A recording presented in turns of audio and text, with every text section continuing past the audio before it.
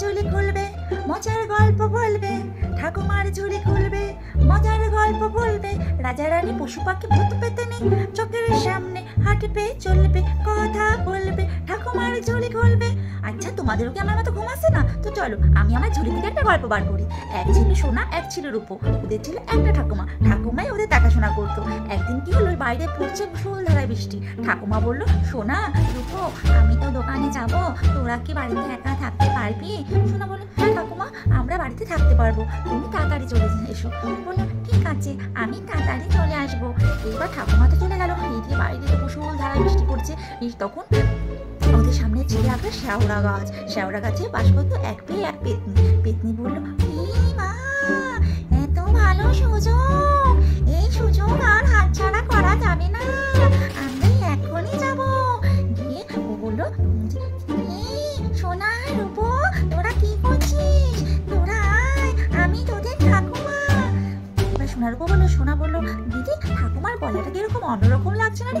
হ্যাঁ তো বোন, তাই তো, ঠাকুমার গলাটা তো একটু অন্যরকম লাগছে।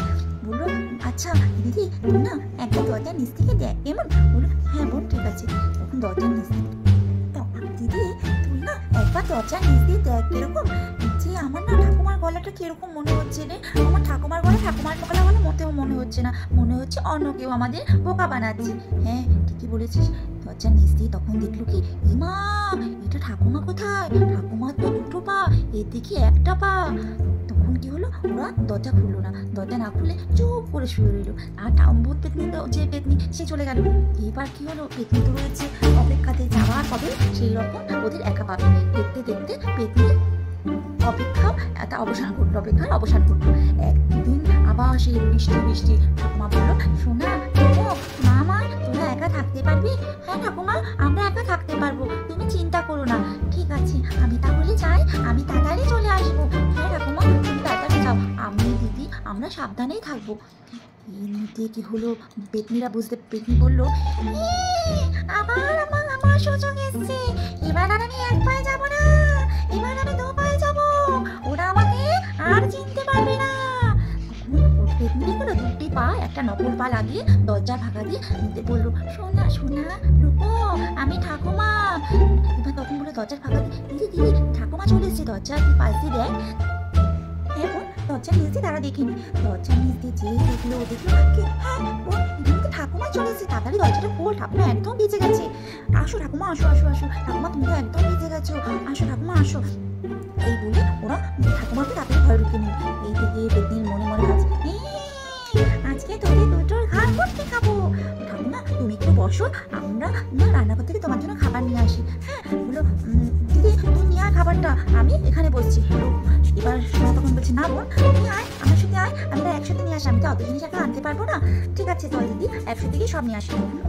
দিদি সোনার সন্দেহ হচ্ছে। সোনা বললো যে, বোন জানিস তো, আমার মনে হচ্ছে, কেন জানি না মনে হচ্ছে এটা আমাদের ঠাকুমা না।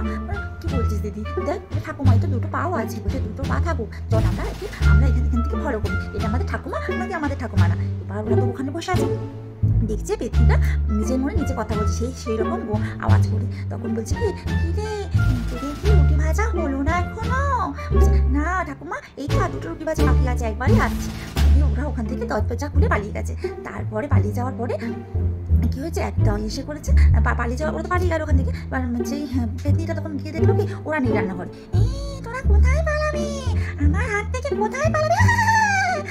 সোনার রূপো কি করলো, দৌড়াতে একটা মন্দিরের সামনে গিয়ে পড়লো। মন্দিরে ছিল এক সাধু বাবা। সাধু বাবা বললো, সোনার রূপো কি হয়েছে, তোরা এখানে এইভাবে দৌড়াতে এসেছিস? বললো, সাধু বাবা আমার রাখতে পারতো না, এইরকম একজন গেছে, আমার মনে হয় ঠাকুমা না, আমরা লুকিয়ে দেখি আমাদের ঠাকুমা না। আমার বলছে, ঠিক আছে তোরা। তখন সাধু বাবা এসে একটা বড় ঘোড়া আছে না, ঘোড়ায় করে শান্তির জল নিয়ে এসে ওই পেতনির গায়ে ছুড়ে দিয়েছে। যে পেতনির গায়ে ছুড়েছে,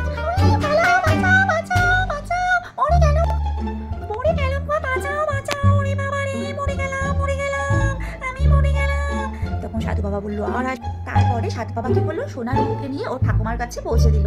এইভাবে ওরা পেতনিও চিরতরে বিদায় নিল, আর সোনার রূপ ঠাকুমাকে নিয়ে শান্তিতে থাকতে লাগলো। আমার গল্পটা কেমন লাগলো তোমাদের? আমার গল্পটা ফুরলো, নটি গাছটা ফুরলো। আমার গল্পটা কেমন লাগলো তোমরা কমেন্ট করে জানিও।